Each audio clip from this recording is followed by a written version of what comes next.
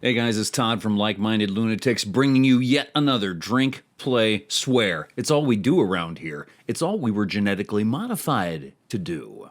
Glad you're with us.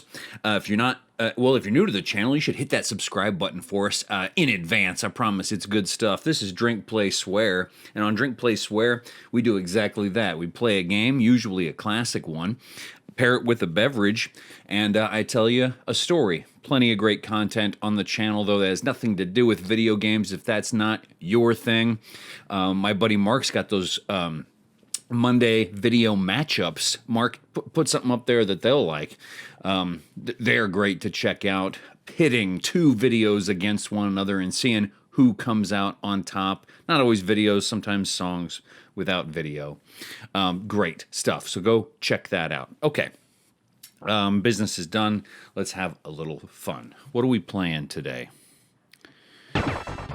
This is a fun one. This is Wild Guns on the Super Nintendo. I did not have this one as a kid. I rented it. As a kid. But I love it. It's really hard. It's a difficult game. And we're going to pair that today with a really hard bourbon. This is a Jim Beam Black. That's right, a Jim Beam Black and Coke. So grab something, get yourself something refreshing, and let's sit down and play a game. Cheers.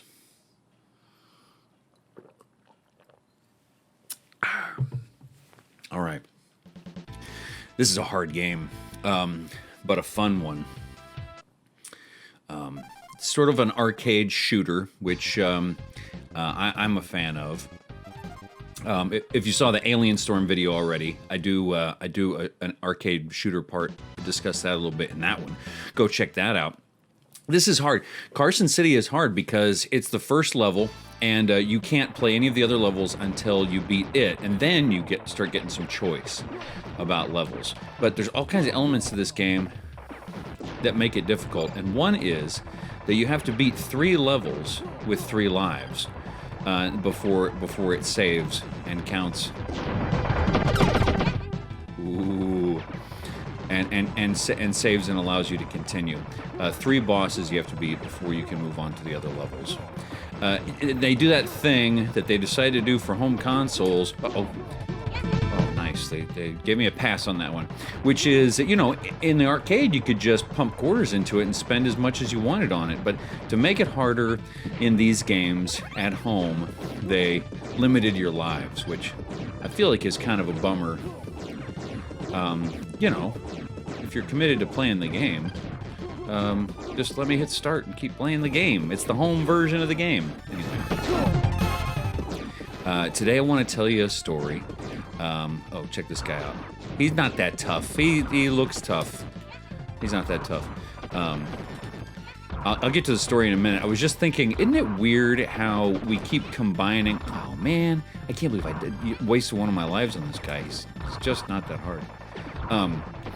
We're always combining robots and the Wild West.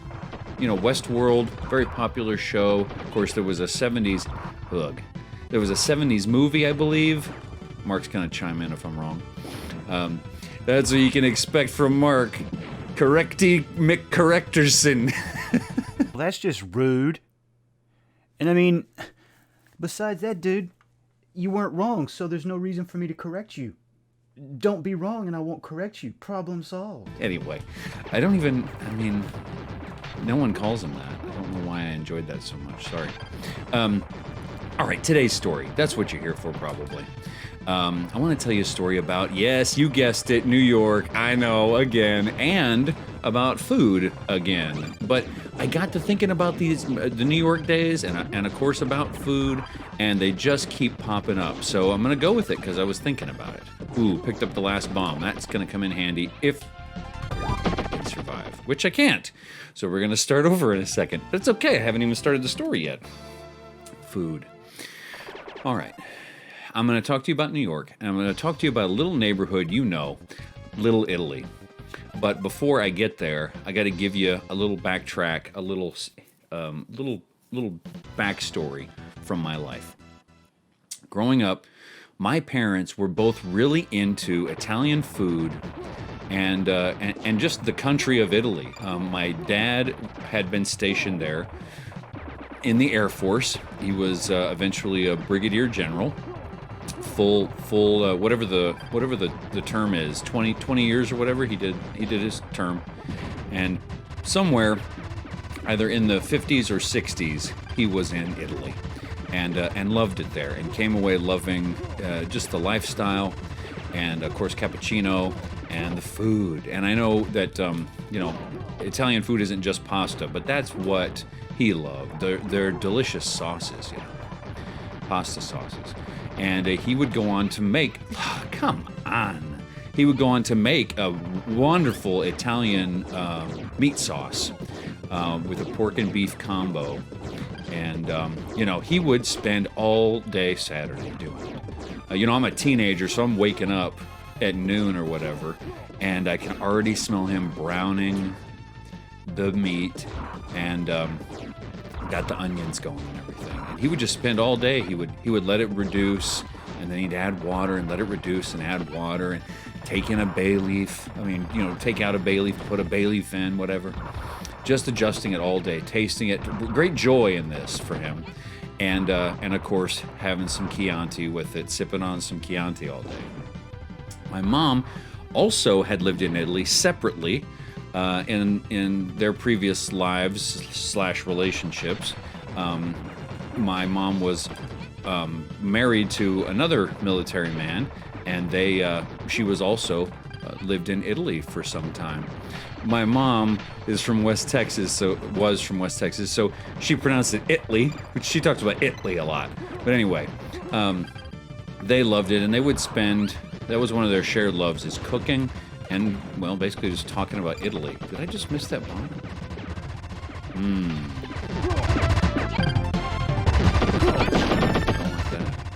Okay, so they would talk about Italian food, and my dad would also make this really good red clam sauce, where you steam the clams and you leave them in the shell, and you serve them like that on the plate. They're so good. Get a little garlic butter for those. Oh my goodness. Anyway, so that, but just the culture my dad was into, and he was also fascinated with, not just the Italian immigrant experience, but the way that Italians came in and made themselves powerful. And he loved the mafia, and he loved movies and stories about the mafia. He loved to see little documentaries about the mob. And of course, his favorite movie was The Godfather.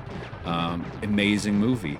And of course, he loved Godfather 2. He hated Godfather 3, by the way. He hated Godfather 3. And this is the 90s or whatever.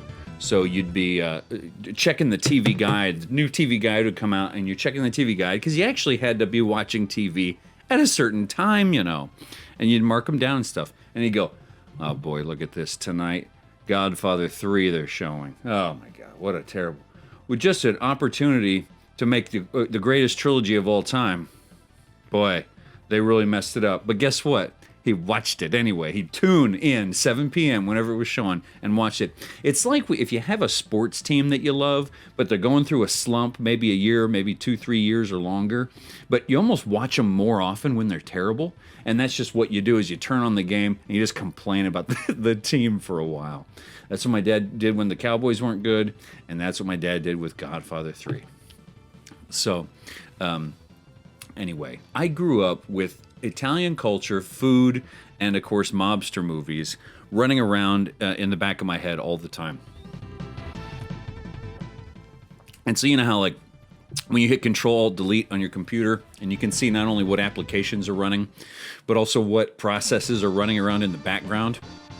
So one of the mental processes running around in the background of my brain my whole life, and still to this day, is Italian food and the mob. Okay, look at this guy. This is what makes the game so fun, is the big bosses. Don't you love a big boss? And I saved a bunch of my specials so I could try to survive this fight. They don't have a health bar, which is such a bummer when your villains don't have health bars. But if I can manage to get these shots off, I should be able. to beat this boss. Got a good gun. See if I can do it. Yeah, that's it right there. So, fast forward all these years, my wife and I move out to New York, and I've talked to you guys about wonderful food that we've eaten there. I told you that New Year's Eve story when we ate Indian food. You can check out that video right there. And of course, everyone knows pizza, hot dogs, pretzels, although it's kind of a Philly thing, but great food, right? And now look at this. See, you get to pick now from 4 stages. So you really want to fight through Carson City, because now you got some choice here. So let's do this bad boy, the ammunition depot, the depot. So what are you? So what am I going to say? Oh yes. So living in Italy. No, I didn't live in Italy. Living in New York, I definitely wanted to go down to Little Italy, just like you wanted to go to Chinatown. You wanted to try all the neighborhoods that were famous for their food. And so my wife and I, of course, went down to Little Italy as soon as we could. And you don't need to like Google it or Yelp it. All you do is you go down to a neighborhood like that, just like Chinatown. You go down to a neighborhood like that, and you just keep your nose open. You just start smelling. You know, what looks good, what smells good. And we wandered into some place. I don't even remember the name of the place, but we wandered into some wonderful... Look at this, the pea gun. It doesn't do anything. It just wastes your time now. And now that they could kill me, and I can't do anything about it. Little bit of humor from the Wild Guns creators. So we go into this place. And it was nice enough on the inside, but what really made this place special was they had this lovely seating area outside, with plenty of greenery. And, of course, the menu was spectacular. So I got something called Gamberas Fra Diavolo, I think. I don't know. But anyway, as you can guess, it's a spicy shrimp dish. And, gosh, just big, colossal, jumbo prawns. Look at this guy. Why is everyone... Okay, you've got... We're in the Wild West. I got distracted. But look at this guy. We're in the Wild West. Okay, robots is weird enough. Wild West robots, but we're sort of used to that. But then the guy who runs out looks like he's from, like, 1990s Chicago. Like, why... Is that guy take a time machine just to kill me? What's happening? So, the shrimp was fantastic. I like to tell shrimp stories. I'm sorry. I like shrimp. It was good food. And one time when my wife and I were there, and because we went back to that place several times, I had kind of like a Mafia moment, okay? Now I know, because I'm saying it, that it's running around in the back of my head, I'm sort of predisposed to look for...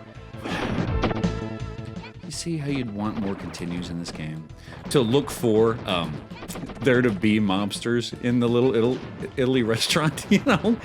In the back of my head, I probably was hoping that would happen, but there was this one time we went into the restaurant in Little Italy, sat outside, and we were seated about 2 tables away from like 8 guys. Oh, look at this. I'm going to jump right into that dynamite stick. 8 guys who... I'm just saying, super well dressed, okay, slicked back hair. They looked like mobsters, big time, big time. Laughing and drinking wine. It's sort of reminiscent of that scene in Goodfellas, or several scenes in Goodfellas when they're sitting around being loud in that like tiki club or whatever. So I'm zeroed in. Ooh, I got the cool gun. Look at that, wasted that dude. So I'm eyeing this table the whole time. I was probably awful conversation that evening because I'm eyeing the table the whole time.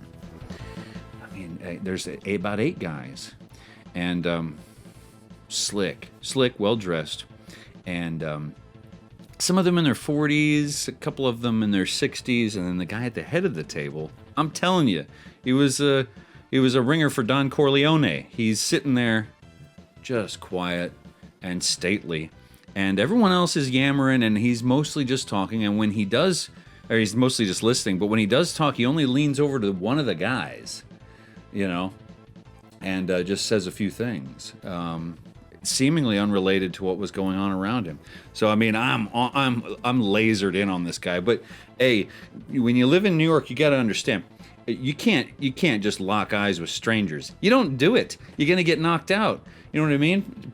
I live down south, southwest. Everybody's friendly. Strangers will look at you. How you doing? Big smile, right? You sit around at a subway station in New York. If somebody walks up to you with a big smile like this, how you doing? You think, is this a mentally ill person? What's happening here? You know, it's a different mindset. And especially if this guy is who I think he is, and he's in the mob. I don't want to be caught eyeing this guy. But at the same time, I'm having trouble paying attention. So as I said, I'm probably terrible conversation to my wife that night. But here's why I'm telling you the whole thing, okay? I know it's been a big build-up. I hope it's worth it. You can tell that the wait staff is a little nervous about helping this table of finely dressed Italian men. Okay.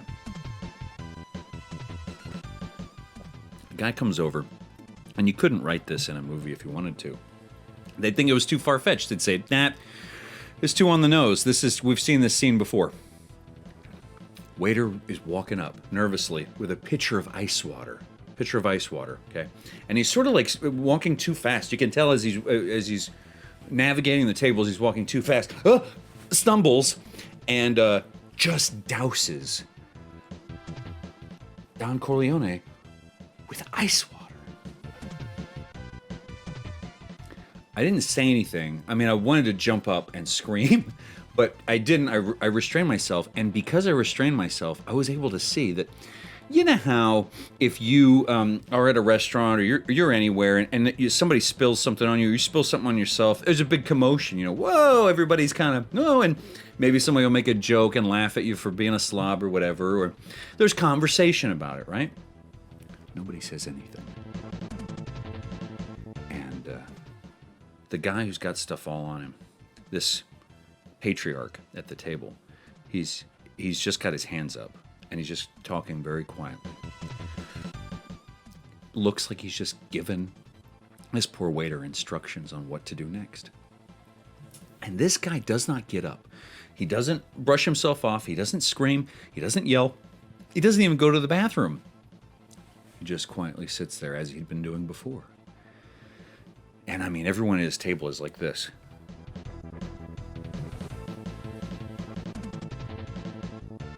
Waiting to see his mood. Well, dinner happens for us, dessert happens for us, and things got kind of like normalized over there at that table, and I was able to sort of ignore them enough from that point. But of course, I was always going to have an eye over there.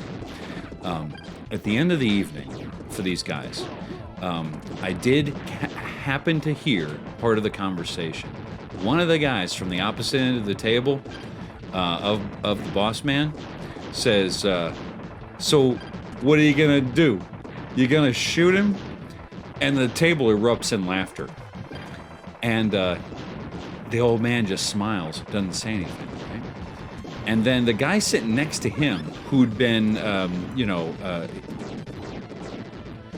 Dom had been talking to the whole time, he says, why don't we see what the check looks like before we decide? Erupt in laughter again. I mean, I'm flipped out. I'm completely, I'm beside myself. I'm sort of scared. I'm sort of nerding out just on the fact that maybe the mob is as interesting as film tells us. Look at this guy. This guy's back. What a twerp.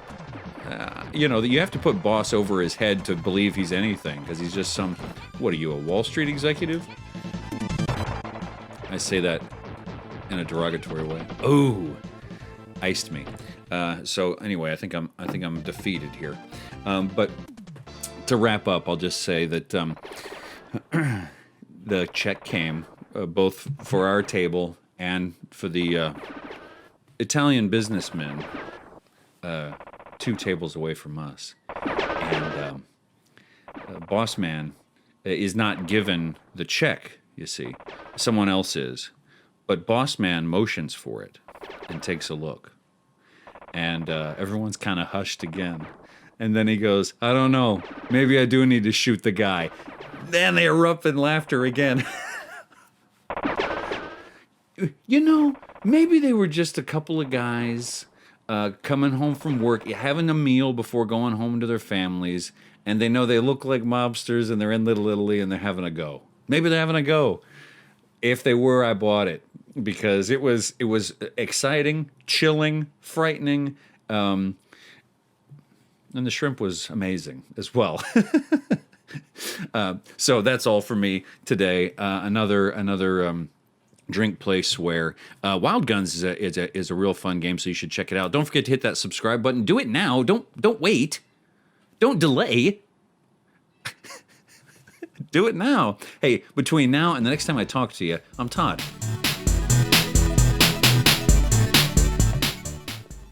See ya.